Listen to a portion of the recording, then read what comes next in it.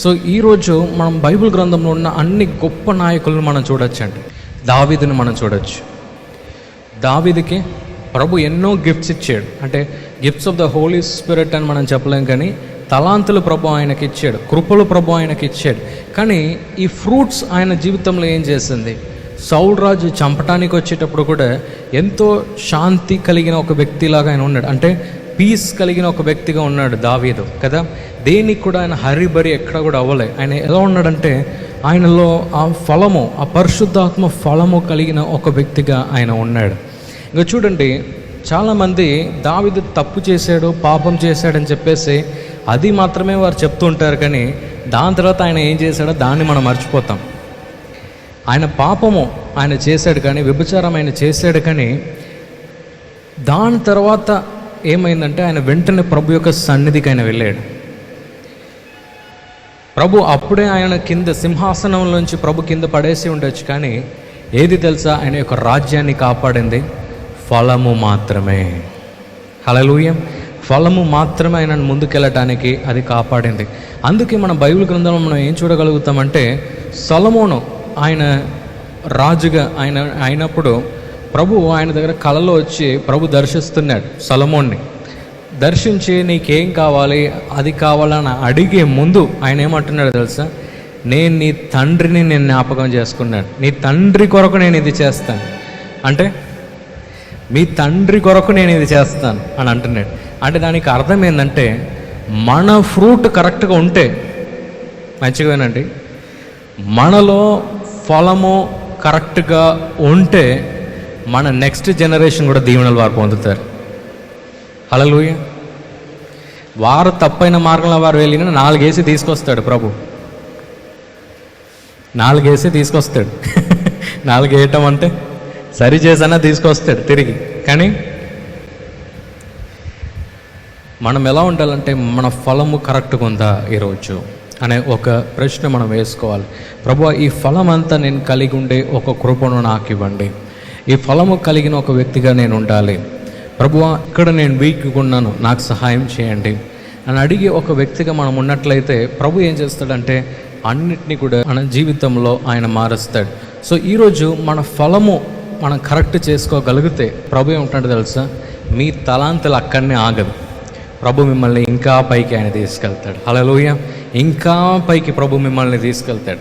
ఎంతమందికి Billy gram తెలుసా అండి? బిల్లీ గ్రామ్ గారు తెలుసు కదా. వారి యొక్క సేవలో వారు చాలా దేని మీద వారు ప్రీచ్ చేసేదంటే, సాల్వేషన్ మీద వాళ్ళు ప్రీచ్ చేసేది. అంటే రక్షించబడాలి, అది చేయబడాలని చెప్పేసి, పాపం నుంచి దూరంగా ఉండని చెప్పేసి చాలా ప్రసంగాలు. మరి ఈ బిల్లీ గ్రామ్ అనే ఆ వ్యక్తి వారు చాలా చాలా చాలా చాలా చేసేదన్నమాట. కానీ వారి యొక్క డిసిప్లిన్ లైఫ్ నేను ఒకసారి విన్నాను. వారి యొక్క డిసిప్లిన్ లైఫ్ ఎలా ఉంటుందంటే, చాలా స్ట్రిక్ట్ వ్యక్తి అంట. చాలా అంటే చాలా స్ట్రిక్ట్ వ్యక్తి. ఆయన యొక్క డయట్ కానీ, ఆయన తినే పద్ధతి కానీ, లేకుంటే ఆయన వేరే వ్యక్తుల్ని పలకరించే విధము కానీ ఎలా ఉంటుందంటే, అందరి ముందు మంచి క్యాషువల్గా ఉంటాడండి. స్టేజ్ వెళ్తే మాత్రం అసలు మొత్తం మారిపోతుంది పిక్చర్. రే వీడితోనే మాట్లాడామా అని డౌట్ వస్తుందంట. అంటే ఇంత మంచిగా పలకరించాడు, ఇంత మంచిగా మాట్లాడాడు, అక్కడ స్టేజ్లో వెళ్తే రే నువ్వు ఇప్పుడే పాపం వదిలిపెట్టి బయటికి రా, లేకుంటే నీకు డోస్ పడుతుంది అంటాడు స్టేజ్ మీద. అంటే ఆయన యొక్క జీవితం కనుక మనం చూసినట్లయితే, ఆయన ఫలం మీద ఆయన ఎంత ఫోకస్ పెట్టాడంటే, నా ప్రభు నా క్యారెక్టర్ చూస్తున్నాడు, నా ప్రభు నా క్యారెక్టర్ చూస్తున్నాడు, నేను ఎంత మంచి వ్యక్తి అని నా ప్రభు నన్ను చూస్తున్నాడు. మనం క్రిస్టియన్స్గా మన క్యారెక్టర్ ఎవరు తెలుసా చూడాలి? మన ప్రభు చూడాలి.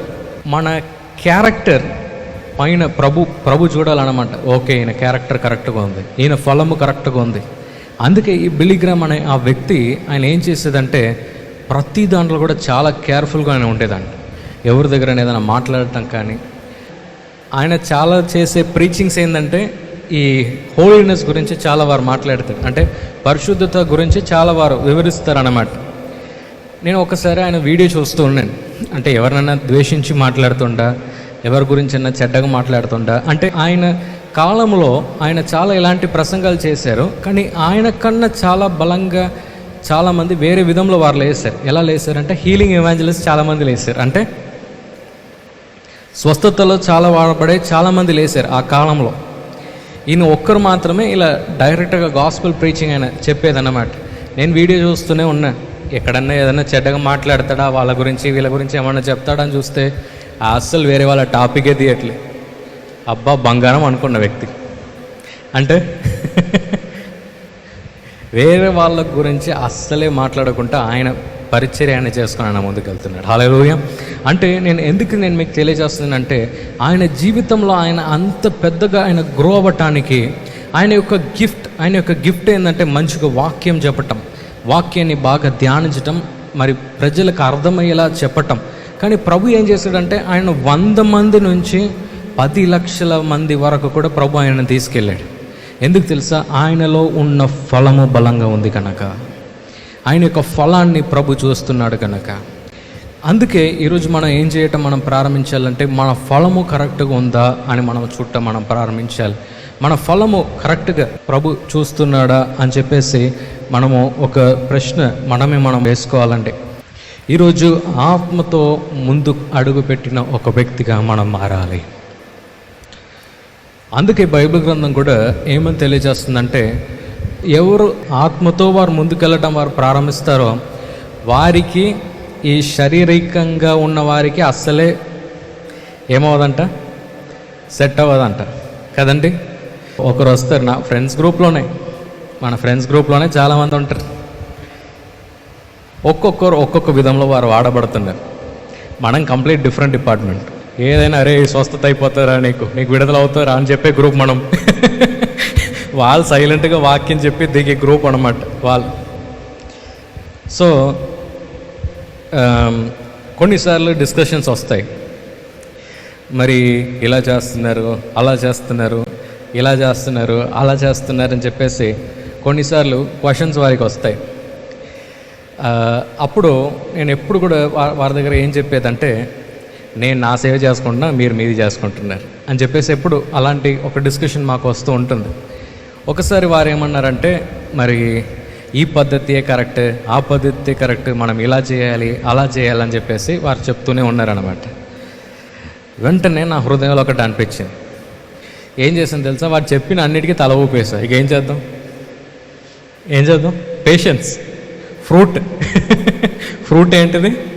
చెప్పిన అన్నిటికీ తల ఊపేసి నెక్స్ట్ రోజు వచ్చి మన స్టేజ్లో ఏం చేయటమో అదే. అక్కడ వాళ్ళ దగ్గర తల ఊపాల్సిందే, ఇక్కడ వచ్చేసి ప్రభువా నువ్వు ఎలా వాడుకోవాలనుకుంటున్నావు అలా వాడుకో. ఆమేన్. హల్లెలూయా. వాళ్ళతో సంబంధం లేదు, కానీ నువ్వు ఎలా వాడుకోవాలనుకుంటున్నావు అలా వాడుకో, అంతే కదండి. That is what fruit will do. ఇప్పుడు నేను వాళ్ళ దగ్గర గొడవపడి ఉండొచ్చు, అంటే ఇది కాదు, అది కాదు, ఇది కాదు, ఇలాగే అవ్వాలి, అలాగే అవ్వాలని చెప్పేసి వాళ్ళ దగ్గర వెళ్ళి మనం గొడవపడి ఉండొచ్చు. కానీ గొడవ పడితే అక్కడతో కనెక్షన్ ఆగిపోతుంది కదా. సో మనం ఏం చేయాలంటే, ఫ్రూట్స్ మనం కలిగి ఉన్నప్పుడు పరిశుద్ధాత్ముడు ఏం చేస్తాడంటే మన గిఫ్ట్స్లో ప్రభు మనల్ని వాడుకుంటాడు. ఈరోజు ఒక్క స్థలంలో మీరు వ్యాపారం చేస్తున్నారేమో, మీ ఫలము కరెక్ట్గా ఉంటే ప్రభు మీకు 10 బ్రాంచ్లు ఆయన ఇస్తాడు. మీరు ఒక్క జాబ్లో అదే శాలరీ మీరు తీసుకొని మీరు ఉన్నారేమో, కానీ మీ ఫలము ఇంకా బలంగా అవుతే ప్రభు మిమ్మల్ని ఇంకా దీవిస్తాడేమో కదండి. మీరు అనుకోవచ్చు నా జీవితం ఇలాగే ఉంది అని, కానీ మీ ఫలము బాగుంటే మీ నెక్స్ట్ జనరేషన్ని ప్రభు ఇంకా దీవిస్తాడు. హల్లెలూయా. ఎక్కడి నుంచి ఏ దీవెనలు వస్తాయో మనకు తెలియదు, కానీ టకటకని మనకు వస్తాయి కదండి. సో ప్రభు ఈరోజు మనతో ఏమని మాట్లాడుతుండంటే, ఈరోజు ఈ ఫలము కలిగిన ప్రతి ఒక్క వ్యక్తి కూడా వారి గిఫ్ట్స్లో వారు ముందుకు వెళ్ళగలుగుతారు. ఈ ప్రోగ్రాం మీకు ఆశీర్వాదకరంగా ఉన్నదని మేము నమ్ముతున్నాం. ఫస్ట్ లైక్ చేయండి, తెలిసిన వారు మీ ఫ్రెండ్స్ అందరికీ మీరు షేర్ చేయండి, తర్వాత సబ్స్క్రైబ్ చేయండి. తప్పగా ప్రభు మిమ్మల్ని దీవిస్తాడు. ఇక రాబో వీడియోను కూడా మీరు చూడండి, దీవించబడండి. ప్రభు మిమ్మల్ని దీవించును గాక. God bless you.